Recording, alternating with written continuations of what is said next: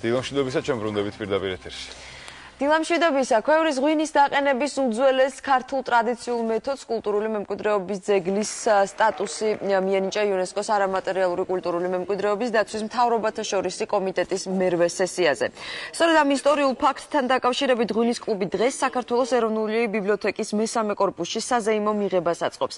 ეროვნული ბიბლიოთეკის დიდ საგამოფენო დარბაზში ქართული ქვევრის ღვინის მწარმოებლები თავიანთ ღვინოებს საქართველოს მევენახეობა მეღვინეობის სხვადასხვა კუთხიდან წარმოადგენენ. ღონისძიებას დაესწრებიან კულტურისა და ძეგლთა დაცვის სამინისტროს ქვევრის ფონდის ასოციაცია ქართული ღვინისა და სხვა ორგანიზაციების წარმომადგენლები.